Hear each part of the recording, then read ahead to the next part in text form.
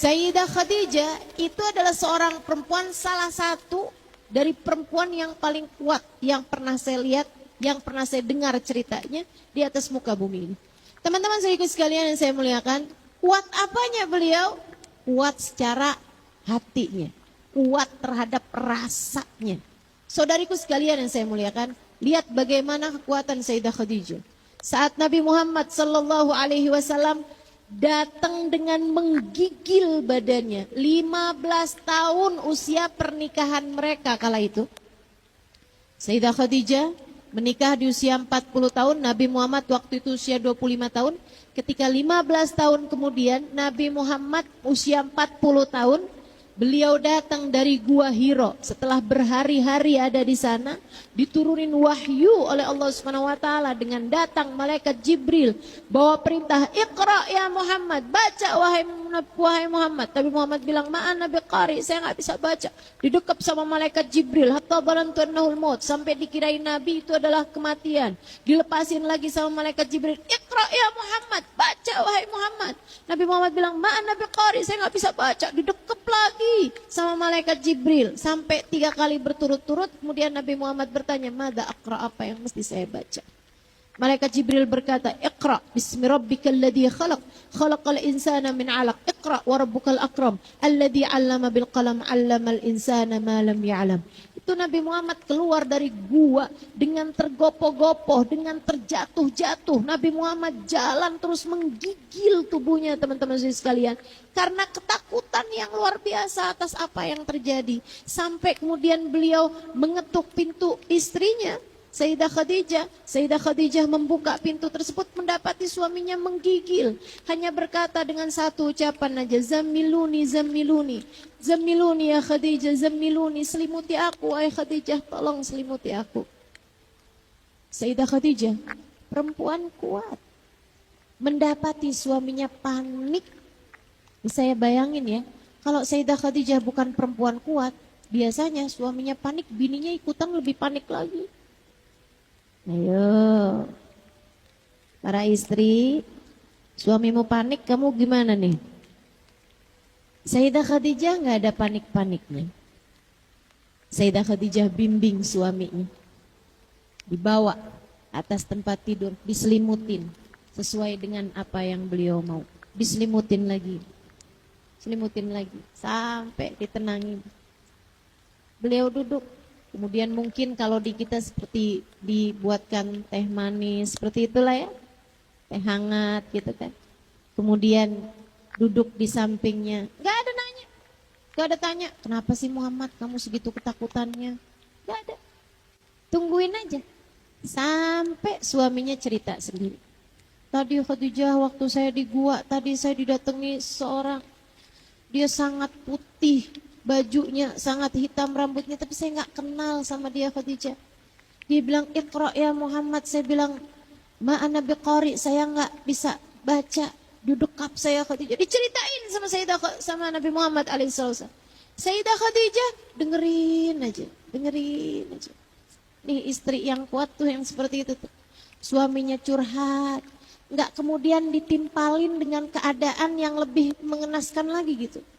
"Segitu aja kamu curhat, kamu tuh nggak tahu, saya tuh juga sering kayak gitu."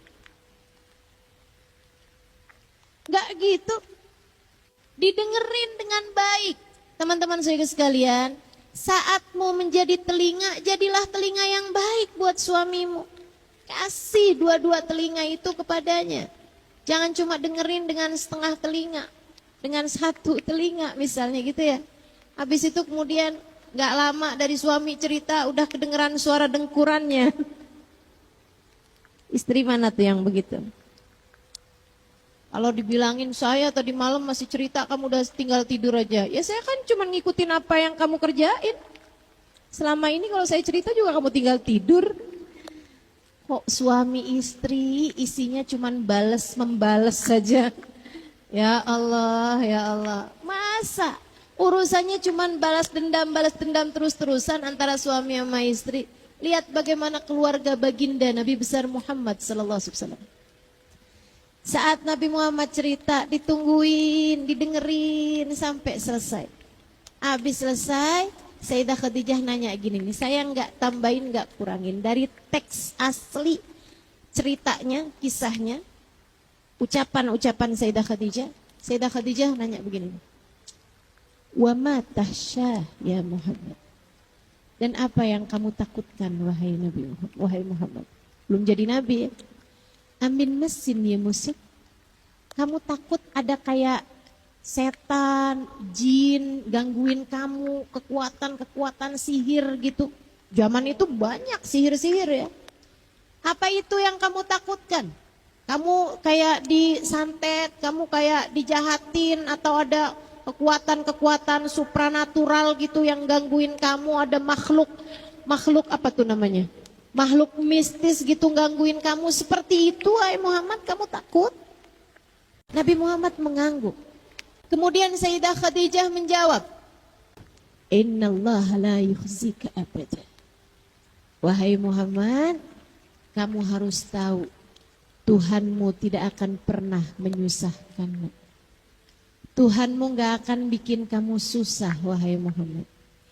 Innaka latasilur rahim wa innaka latuqrid dhaif wa innaka latakillul aitam.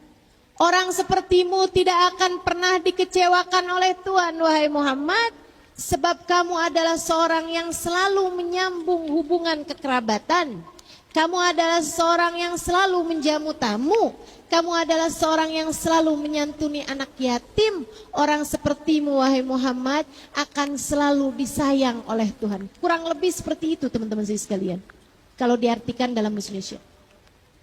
Sehingga sekalian saya muliakan, ini ucapannya Sayyidah Khadijah oleh para ulama ahli sejarah kayak semacam ditulis dengan tinta emas gitu. Kenapa gitu? Ini perempuan sangat kuat sekali, ia tahu bahwa dalam keadaan-keadaan tertentu suaminya itu perlu untuk dikuatkan. Saat lemah, suami perlu dikuatkan. Kalau kamu sedang perlu menguatkan, sebutkan kebaikan-kebaikannya suamimu. Kalau suamimu sedang ingin dikuatkan, puji-puji suamimu, sebutkan kebaikan-kebaikan suamimu. Gitu loh caranya jadi perempuan kuat. Gitu caranya jadi perempuan mulia. Gitu caranya kalau mau jadi istri yang soleha.